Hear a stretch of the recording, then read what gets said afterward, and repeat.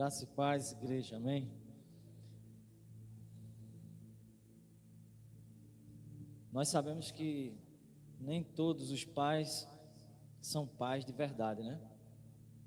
Nem todos os pais encorajam. Porque qual é o dever de um pai? Ou de uma mãe, né? Encorajar, né?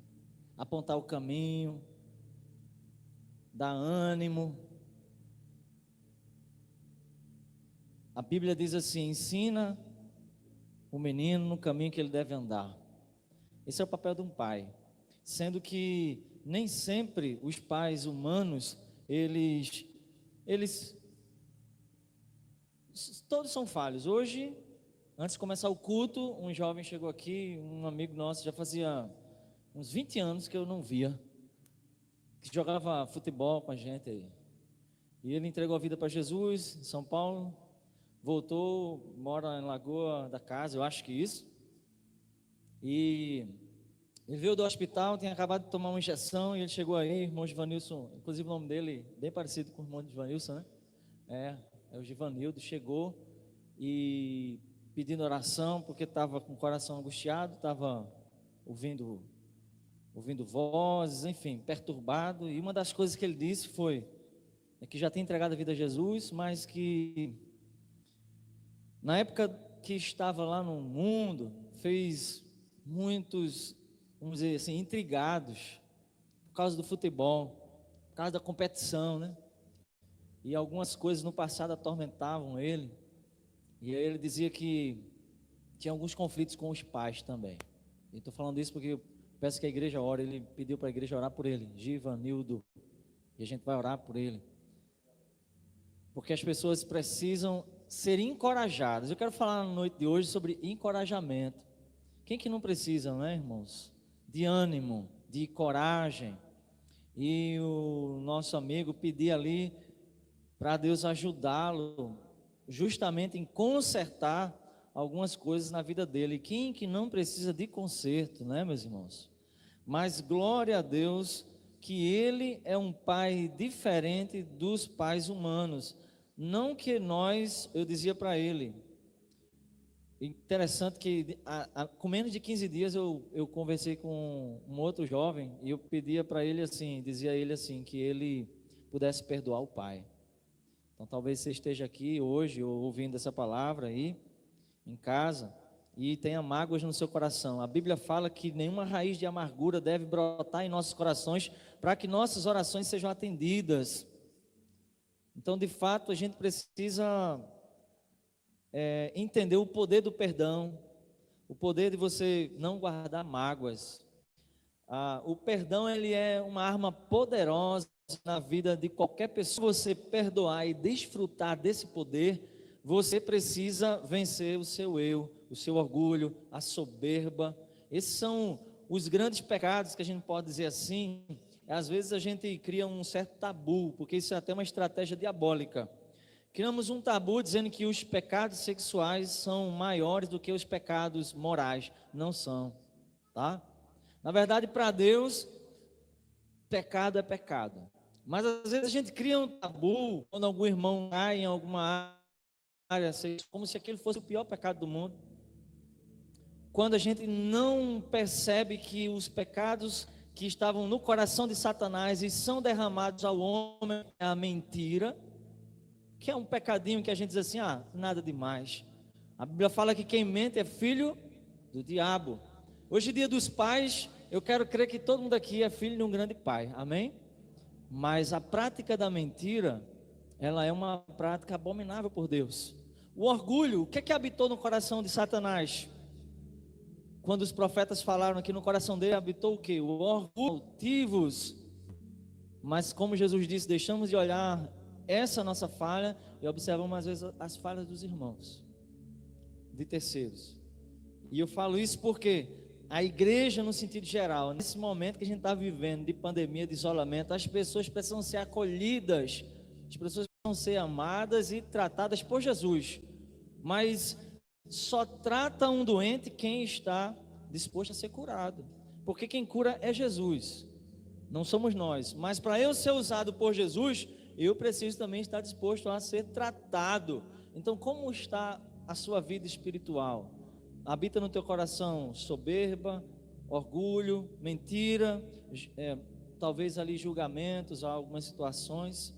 E a gente precisa, no dia de hoje, Deus me deu uma palavra sobre encorajamento, sobre ânimo, para dizer que Ele é um Pai presente. Deus é um Pai presente. Deus é um bom Pai. O salmista vai dizer que grandes são as misericórdias do Senhor, e o Senhor é bom o tempo todo, e a sua misericórdia não tem fim. Esse é o nosso Pai, esse é o nosso Deus.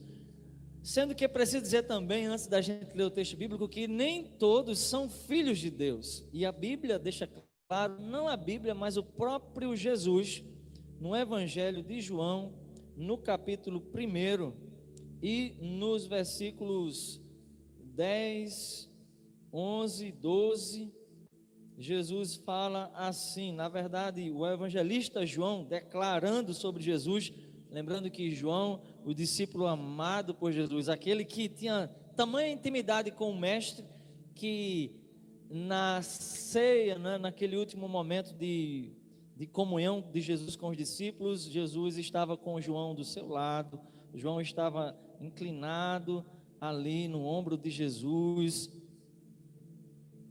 E a gente precisa pensar que Jesus, ele deixa com que a gente se aproxime dele. Somos nós que nos afastamos dele. Então João tinha muita intimidade com Jesus, a ponto de não fazer como os outros que fugiram. O que estava com Maria na cruz? João. A quem que Jesus disse assim: Maria, a partir de agora João vai cuidar de você, o discípulo amado. E aí ele entendendo, ele fala assim, que Jesus veio para o que era seu, mas os seus não receberam. Mas a todos que o receberam, Deus deu-lhes o poder de se tornarem filhos de Deus, aqueles que creem no seu nome.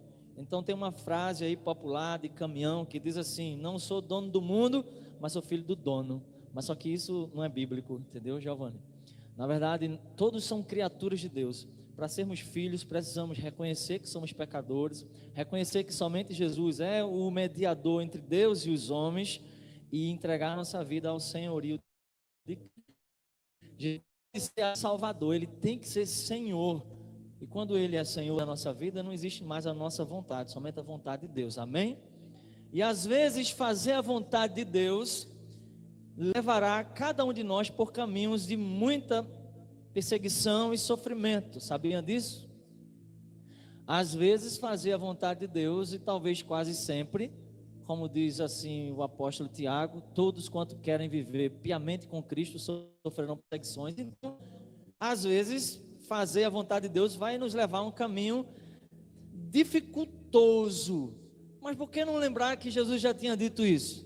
Que o caminho para o céu é estreito, o caminho para a perdição é largo, disse Jesus, mas entre pelo caminho estreito.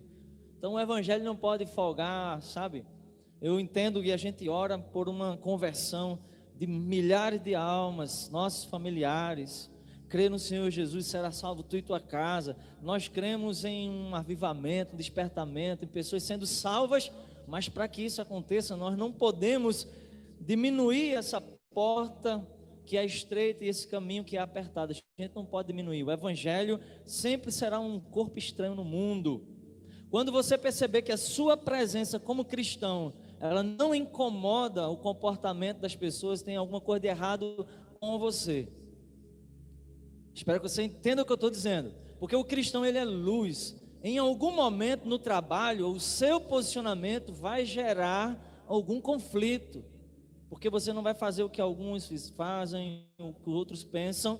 Então não somos nós que temos que nos adequar ao mundo, é o mundo que tem que perceber em nós uma diferença. E isso tem tudo a ver com a nossa relação com Deus. Então que relação nós temos com esse Pai eterno? Tem uma relação de pedir a Ele e recebermos as coisas no estalar de dedo, ou é uma relação de amor genuíno e de conhecimento do Santo, sempre, sempre, sempre? O apóstolo Paulo, abra sua Bíblia, em Atos dos Apóstolos. Eu vou ler aqui uma história rapidinho. E o apóstolo Paulo foi um desses homens que desenvolveram um relacionamento muito, muito verdadeiro com Deus, mas Paulo não se achava melhor que ninguém, pelo contrário, ele dizia que ele era o menor.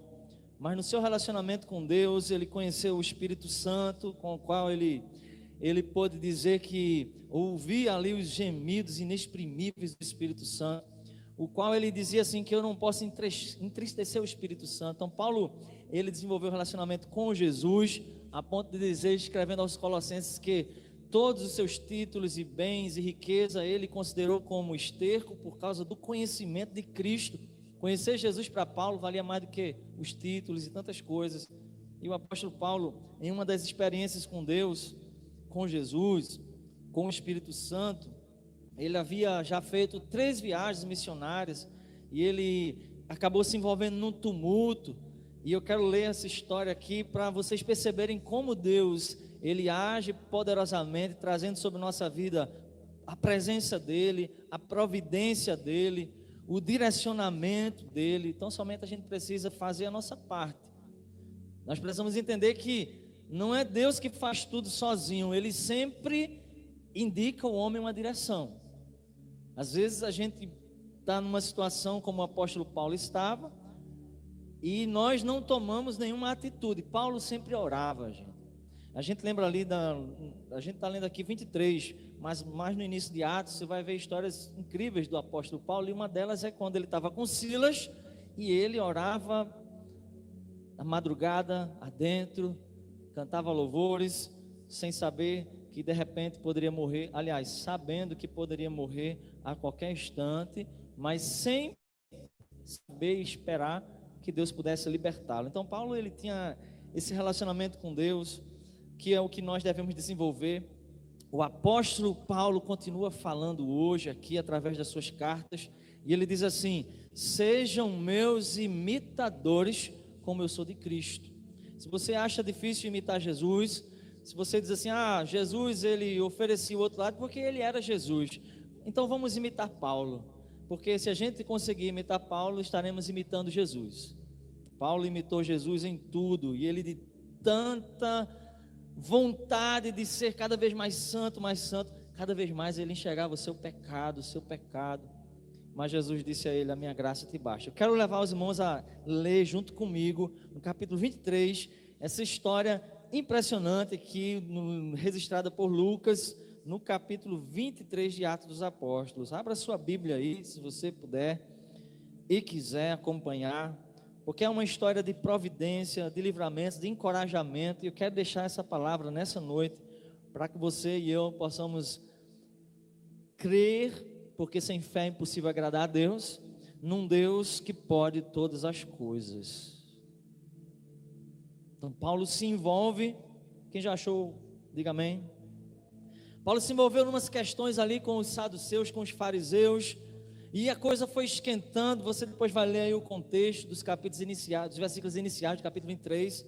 As coisas foram esquentando de uma maneira que disseram assim, olha, o verso 10, por exemplo, verso 10, coloque seus olhos aí no verso 10, diz assim, que surgiu uma grande discórdia, o tribuno, temendo que Paulo fosse pelos judeus que estavam ali, fosse despedaçado, tamanha a situação que se criou, que o tribuno disse assim, ele ordenou que os soldados descessem e levassem rapidamente Paulo para a fortaleza, ou seja, para a prisão. Olha, o tribuno olhou e disse, essa conversa, esse interrogatório aqui está gerando um tumulto, e eles vão, se eles pegarem Paulo, eles vão despedaçar, leva esse homem novamente para a prisão. E aqui que eu quero iniciar a leitura. E na noite seguinte, verso 11, estava ao seu lado o Senhor. Amém?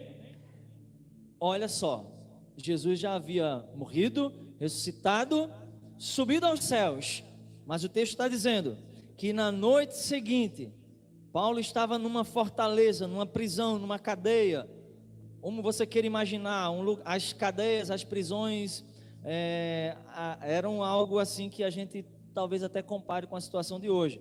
Então não era um lugar agradável de se estar, mas o texto diz que Jesus estava ao lado de Paulo. Glória a Deus, amém? Jesus é real, irmãos. Paulo não era melhor que eu, não, nem era melhor que você. naquele momento da história, sim, Paulo era uma peça fundamental para pregar o evangelho para os gentios. Mas hoje você é uma peça fundamental para pregar o evangelho para os seus familiares, para as pessoas que você lidera no seu trabalho, para quem você é na comunidade. Você é uma peça fundamental para abençoar outras pessoas. E eu quero que você entenda isso hoje, seja encorajado. E Deus aparece ali em Jesus para Paulo. O que Jesus falou para ele? Tem ânimo, Paulo, ou tenha coragem, pois como você testificou de mim em Jerusalém, assim é preciso também que você testifique, é falar. Jesus disse assim: assim como você falou de mim aqui em Jerusalém, é necessário que você fale de mim também em Roma. Então Jesus disse para Paulo: tenha coragem, tenha ânimo. Quando amanheceu o dia, verso 12, os judeus se reuniram e sob maldição juraram, dizendo que não comeriam, observe a raiva desses judeus, nem beberiam até que matassem Paulo. Será que eles tinham raiva de Paulo? E era mais de 40 pessoas, diz o versículo 13, que fizeram essa conspiração. 40 pessoas que estavam odiando Paulo por causa de coisas que Paulo havia dito. E eles foram até os principais dos sacerdotes e anciãos e disseram: havemos-nos jurado debaixo de maldição que não comeremos nada até que matemos Paulo. Tem um desenrolar dessa história aqui que eu vou falar no decorrer da nossa palavra aqui, mas muitas são as histórias vividas pelo apóstolo Paulo. Mas essa também é uma das mais incríveis, de como Deus trouxe para ele providência. O texto já começa falando justamente de um sussurro de Jesus, enquanto Paulo dormia, não sei. Talvez Paulo estava acordado, também não sei. Mas a Bíblia diz que na noite seguinte, então Jesus aparece e sussurra para Paulo: coragem, coragem. Eu acredito que se nós nos silenciarmos, se nós procurarmos ouvir a voz de Deus, nós vamos encontrar a voz de Jesus, sim, nos apontando o caminho. Então, a primeira coisa que eu quero destacar nesse texto, porque o texto vai desenrolar até o final do versículo 35, um capítulo maravilhoso de como Deus deu um livramento a Paulo. Mas a primeira coisa é a gente entender que todos nós precisamos de encorajamento. Todos nós precisamos de encorajamento. Por que Jesus apareceu para Paulo? Olha, se Jesus ia guardar Paulo, se nada iria acontecer com Paulo, porque ele teria que pregar o evangelho em Roma, porque foi algo que Jesus disse a Paulo, quando Paulo, lá no capítulo 19 de Atos, Jesus fala para Paulo. Nós estamos falando, se você nunca leu o livro de Atos, leia, porque é espetacular. Jesus aparece, o Espírito Santo aparece, Deus aparece, e a igreja continua avançando. É um livro maravilhoso. Então, Paulo, ele sabia que Jesus havia dito a ele que ele deveria ir para Roma. Mas, no entanto, naquela situação do alvoroço que foi causado, Paulo, ele fica sabendo, meus irmãos, por um sobrinho dele. Paulo tinha uma irmã, a gente vai ver nesse texto aqui, só você ler depois em casa. E um sobrinho dele, ele escuta justamente que 40 pessoas estavam querendo matar Paulo e que fizeram juramento de que ninguém ia comer, nem fazer nada. Eles iriam pegar Paulo no trajeto e iriam acabar com Paulo. Então, Deus sabia que Paulo deveria completar a sua missão. O que eu quero que vocês entendam que, para a gente entender o amor, o carinho de Deus, a gente não precisava enviar Jesus para aparecer a Paulo. Bastava Deus livrar Paulo. Mas ele faz questão de estar presente nos momentos mais difíceis da nossa vida, gente. Deus faz questão de estar presente. Quem não faz questão de Deus, muitas vezes somos nós.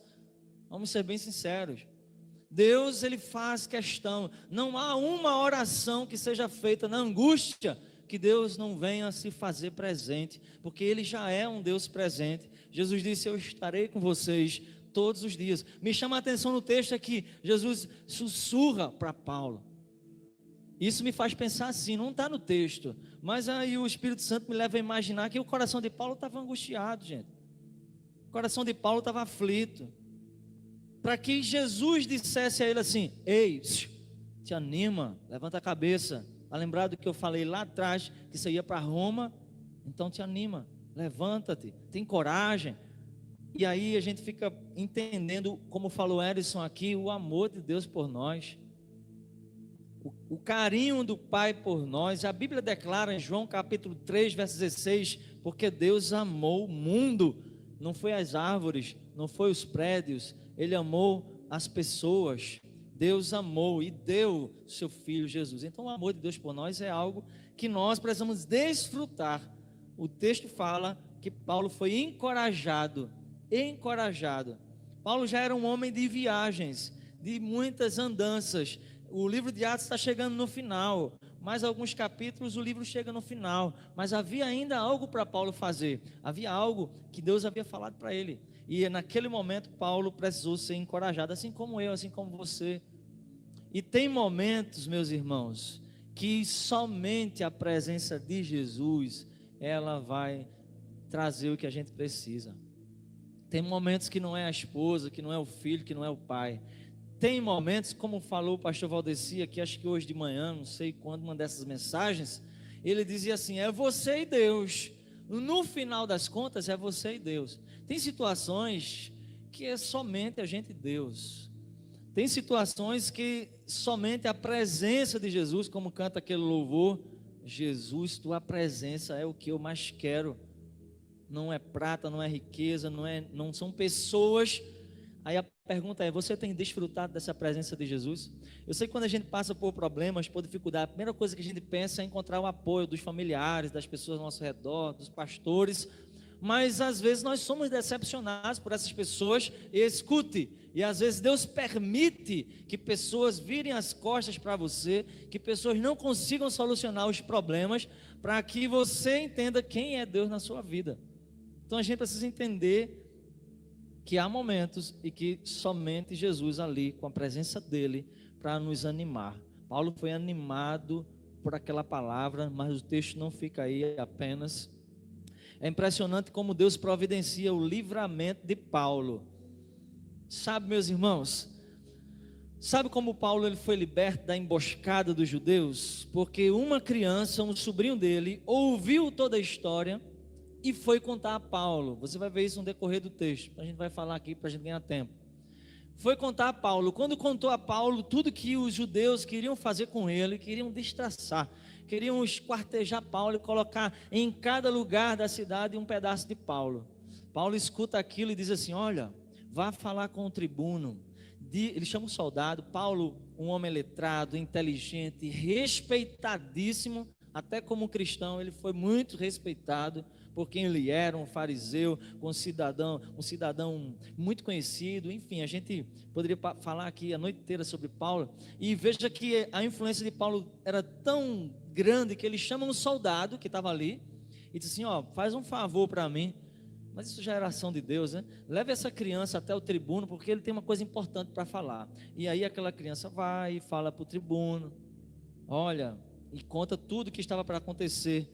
Nós vemos aqui, justamente aqui, ó, verso 17, olha para a Bíblia aí, verso 17 diz que Paulo chamou um centurião e disse: leve esse jovem até o tribuno. Então, verso 18 diz que ele tomando, levou aquela criança e disse: olha, o preso Paulo, ele me chamou e me rogou que eu trouxesse esse jovem para falar alguma coisa, ele tem algo para te dizer. Aí o verso 19 diz que o tribuno tomou pela mão, levou consigo assim a parte. Você imagina isso? O tribuno, ele trazendo aquela criança no cantinho e dizendo: o que é que tu tens para me contar? Verso 19, verso 20, ele diz assim: olha, os judeus fizeram um acordo entre eles que amanhã, quando Paulo for levado para o concílio, eles vão fazer com que, diz o texto aqui, a minha versão diz assim, eles vão te convencer a esse respeito, mas não te deixes convencer por eles, porque eu ouvi dizer que mais de 40 homens, verso 21, estão espreitando Paulo para no percurso, que juraram de maldição, não beber até que matar, nem comer nem beber até que matassem Paulo. Então aquela criança conta tudo aquilo. Sabe o que a gente aprende aqui? Deus primeiro ele encoraja Paulo, enviando Jesus para sussurrar no ouvido de Paulo e dizer assim: tem bom ânimo, estou aqui. Então esse é um Deus que é presente, é um pai presente, mas não só é um pai presente, mas é um pai que também dá direcionamento, dá livramento. Vamos pensar aqui que é em providência. Então Deus permitiu que aquela criança, agora a pergunta é, precisava disso tudo? Deus não poderia livrar apenas com os anjos dele, apenas determinando com a sua soberania que nos corações daqueles judeus, Deus não é soberano? Tem gente que fala assim, né? Não compreende a soberania de Deus e acha que a soberania de Deus anula a responsabilidade do homem. Mas veja, se Deus nesse pensamento é tão soberano, ele poderia dizer assim: os judeus, vocês não vão fazer nada com Paulo, igual a baleia que engoliu Jonas e não fez nada. Mas não, há situações na nossa vida, irmãos, que Deus mexe os pauzinhos nas coisas que estão ao nosso redor. Por isso, fique atento com as pessoas que estão ao seu redor, com o que está acontecendo ao seu redor. Mexa-se, faça algo. Você tem que entender que Deus, ele trabalha nas estruturas que estão montadas ao nosso redor. E ele, se ele tiver que criar situações, ele vai criar situações, seja em qualquer área da sua vida, financeira, emocional. Há quem dizia: mas em Bom Jardim não tem emprego. Quem é o Deus quem somos nós para dizer isso para Deus?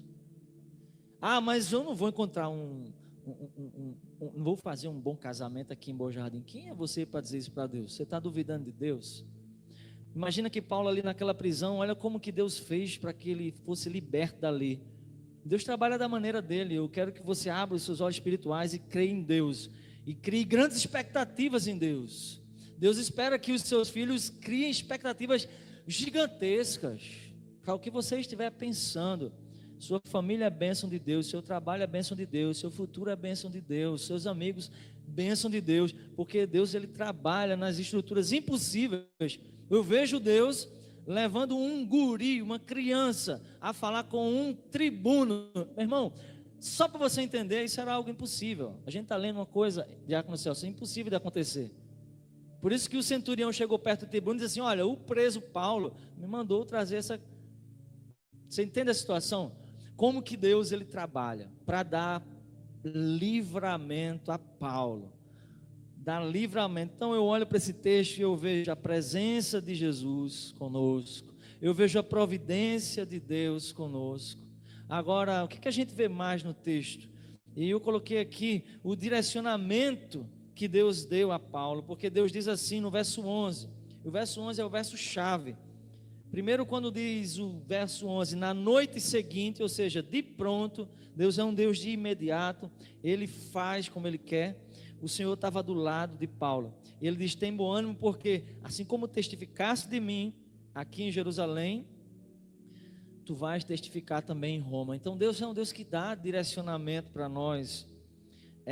O próprio apóstolo Paulo vai dizer que a obra que Deus começou, Ele vai terminar. Não importa o que aconteceu no meio do percurso, não importa o que tem acontecido, mas, pastor, para Deus existe alguém mais importante? Porque eu não me acho importante, eu já pequei demais, já fugi demais.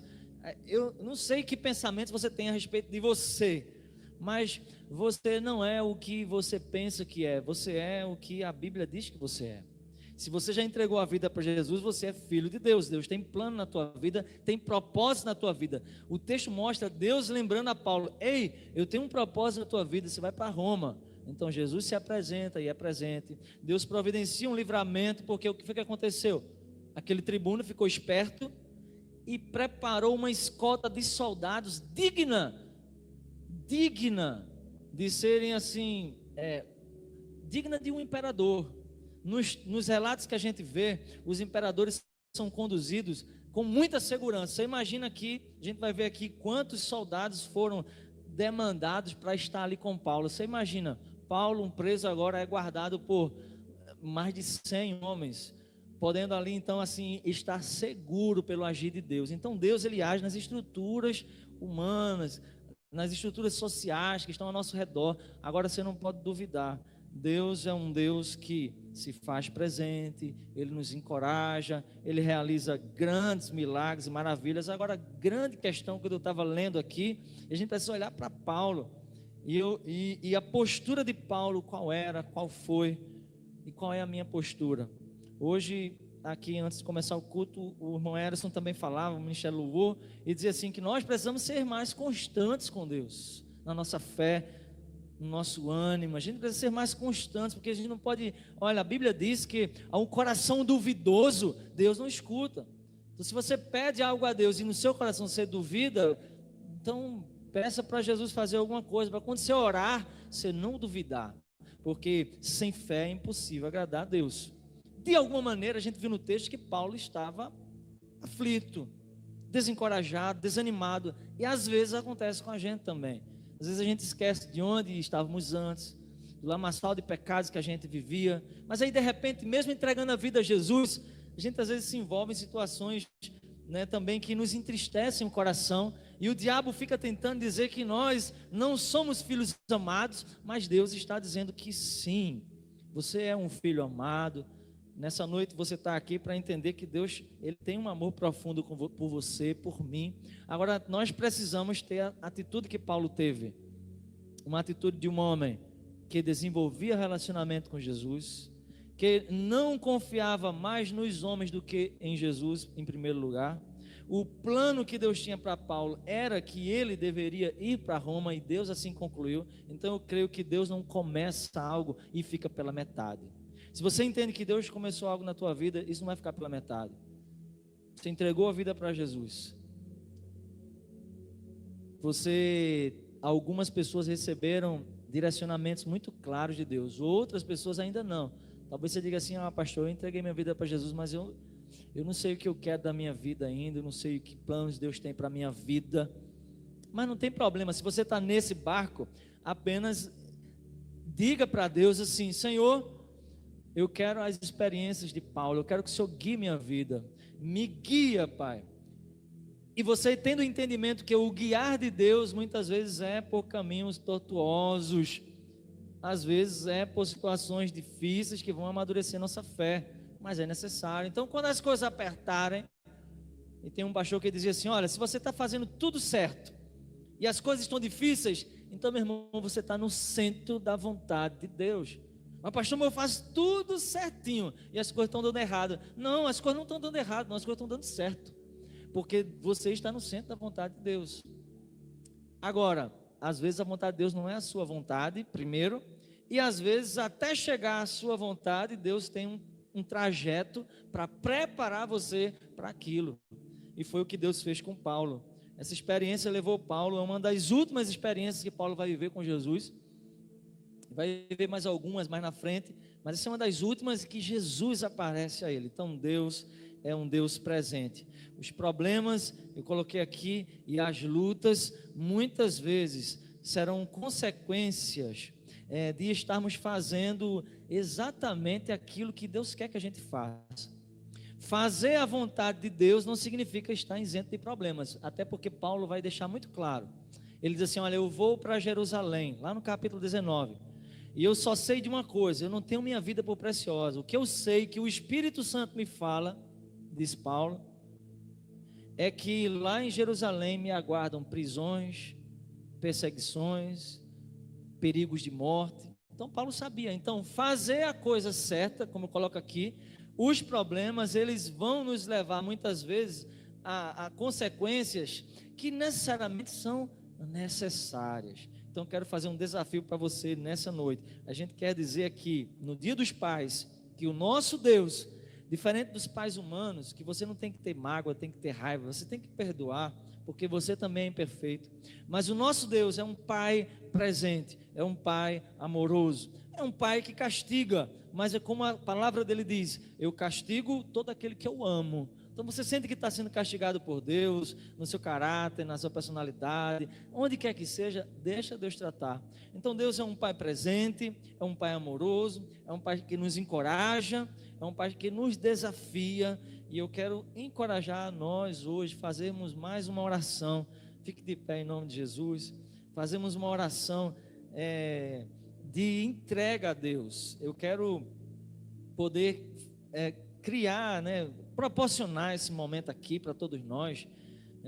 Feche seus olhos, você possa primeiramente agradecer a Deus pelo amor dele, pela sua vida aí agora. Agradeça a Deus, porque seus pecados não são maiores que o sangue de Cristo na cruz de Calvário.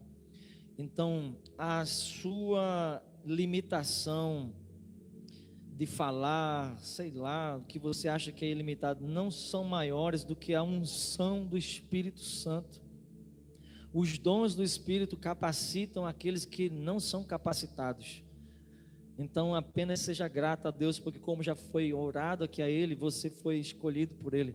Seja grato a Deus nesse instante, porque sua vida está apenas começando, em nome de Jesus. A nossa vida, nós não vivemos, eu parei de contar a minha idade, agora eu vivo momentos com Deus. Então eu não sei nem mais que idade eu tenho, eu não quero nem saber. Eu só sei que eu quero viver momentos com Deus e abençoar pessoas. Nisso não existe velho, não existe jovem, existe aquele servo de Deus. Já diz a pastor Valdeci que o Espírito não envelhece. Então seja grato a Deus aí agora. Peça para Deus te capacitar com dons, com a palavra, com a intrepidez, com a ousadia. Ore nesse instante, meu irmão, por libertação de preocupações, de traumas, de medo, seja o medo do futuro, seja o trauma do passado, seja o que for. Paulo, muito amado, foi visitado por Jesus e Jesus sussurrou: ei, tem ânimo. Escute Jesus dizer isso agora: ei, te anima. Não é isso apenas que eu tenho para você. A Bíblia diz que até os velhos vão fazer coisas extraordinárias. Então não diga o meu tempo passou. A Bíblia não diz que quem faz alguma coisa é quem tem cargo na igreja. A Bíblia diz que os filhos amados de Deus, como falou Erison, produzem frutos e frutos que permanecem. Então se você quer essa vida de Deus, agradeça a Deus nesse instante aí e peça essa vida de Deus. Nosso Deus, nosso Pai, te agradecemos pela tua infinita misericórdia, Deus, pela tua infinita bondade. Tu tem nos guardado nessa época de pandemia, Pai, onde alguns já morreram, outros contraíram e foram libertos para a glória do teu nome, outros não contraíram para a glória do teu nome. Então nós queremos te agradecer por esse tempo de livramento que o Senhor tem dado a nós, porque nós não merecemos. Nós não somos melhores, eu não sou melhor, Pai, do que aqueles pastores que morreram. Não sou melhor, mas o Senhor tem um propósito. Então eu quero te agradecer pela vida, te agradecer por todas as vezes que o Senhor diz que nos ama, te agradecer por todas as vezes que o céu se abre no sobrenatural e o Senhor batalha por nós para que o diabo não vença as batalhas. Mas, ó Deus, em nome de Jesus, eu oro como Moisés, eu oro como Paulo, eu oro como Jesus, pela tua igreja, Pai, nesse momento. Intercedo e peço, Deus, revela-se a teu povo, Deus. Manifesta a tua presença gloriosa, Pai. Dá direcionamento, Deus. Traz alegria, Pai. Derrama dos frutos, Pai, sobre nós do Espírito, Deus. Alegria, amor, paz. Para que a tua igreja esteja aqui em Bom Jardim, esteja onde for, possa fazer a tua vontade, com alegria no coração, mesmo passando por tamanhas provações como passou Paulo. Pai, nós nos comprometemos nessa noite contigo que vamos nos dedicar mais.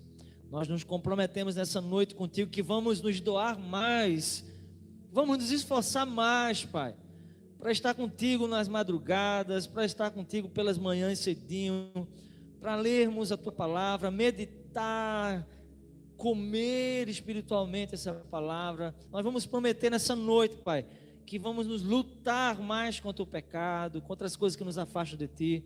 Nós prometemos, Pai, hoje em nome de Jesus isso ao Senhor, mas nós te pedimos, Pai, que o Senhor, assim como esteve com Paulo, encorajando a ele, que o Senhor também, Pai, nos dá uma fagulha, Deus, desse prazer de sentir Tua voz lá no íntimo, Deus, nos momentos de aflição, de dor. Manifesta a nós, porque nós entendemos pela Bíblia que o privilégio de sentir Tua presença não é de Paulo, não é dos apóstolos, é de todos que são filhos. Então, Pai, eu te peço que o Senhor nos conceda esse privilégio de vencer as batalhas, como Paulo venceu, tendo experiências maravilhosas contigo. Essa é a minha oração hoje, Pai, no Dia dos Pais, entendendo que o Senhor é o melhor exemplo de pai que nós podemos ter, aquele que nos ama incondicionalmente, que é perfeito. Nessa noite também oramos por todos os pais da tua casa de oração, que sejam sábios, Deus, em educar os seus filhos, e por todos os pais que ainda estão sem conhecer Jesus, e que têm feito tantos filhos sofrerem, mas nós oramos como igreja, Pai, que está na terra para levantar clamores, que subam ao teu santo trono como incenso suave. Clamamos e oramos pelos pais irresponsáveis, pelos pais imaturos, Pai. Tem misericórdia dessa geração tão perversa, muitos dos quais são nossos familiares, amigos, mas nos ajuda a amar e a levar essa palavra adiante com ousadia, Pai. Essa é a nossa oração e eu oro em nome de Jesus. Amém.